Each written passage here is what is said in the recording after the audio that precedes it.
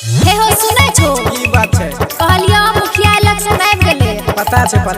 मन करे छे हमरो मुखिया में खड़ा हुए। दिमाग सोचिया के लगी नहीं हो महिला सीट छे न तेसे मन करे छे हम मुखिया में खड़ा भ जी घर में बैठ के की करे। तो सरकार आज छोड़ा के महिला के मन बना देके और मुखिया बन के पता नहीं की करते।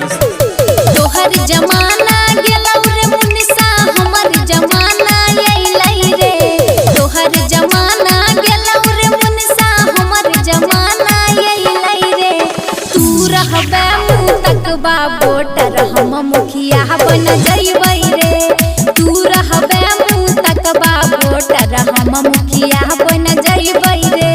खाना तोरे बनाबे के परतौ चाहे केतनो लइरला बेगे।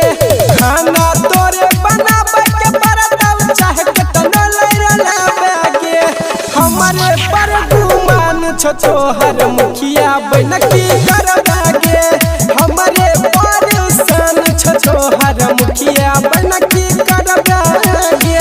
की करबा सब चीज में तो महिला आगू छै पुरुष से ज्यादा महिला के चलै छै। सुनै छो भाई सब अहिने सब महिला टीक में घूर लगबै छै। लाल बाबू लाल सुनै छ जुलिया के अप्पा सुनै छियै कान बहिन नै छै। सुने त परबे न करता। आगू कहो हां तोरा से बेसी गांव घर के विकास करके देखैबौ रे। तोरा से बेसी गांव घर के विकास करके देखैबौ रे। सुन चोरी का मैट्रिक पास के लिए तोरा से बेसी गांव घर के विकास करके देखैबौ रे।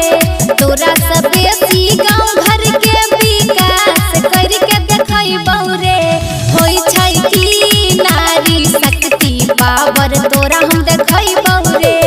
होई छै कि नारी शक्ति पावर तोरा बतलैबौ रे।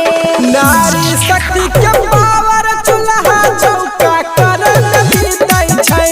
मुखिया में के न जितबे गे धनिया घर में जब नहीं जीतै छै।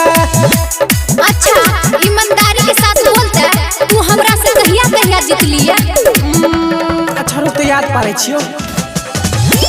लाल बाबू सुन ने हम मुखिया बन जेबो ने तो तोरो बॉडीगार्ड में रख देबो। हायरो बा मौका बुझी छी की जीत जइबो मुखिया में तया का पीछा करबे रे। जीत जइबो मुखिया में तया का पीछा करबे रे। ई सब भरम में नहीं रहिए। जीत जइबो मुखिया में तया का पीछा करबे रे। जीत जइबो मुखिया में तया का पीछा करबे रे। थाना में खाना खाए के पड़तौ हमरा से जदि लड़बे रे। थाना में खाना खाए के पड़तौ हमरा से जदि लड़बे रे। देवी जे धमकी के मौके सन की राख देबो हराई के। देव मलिक पर न देखई है तू अपन पढ़ाई के।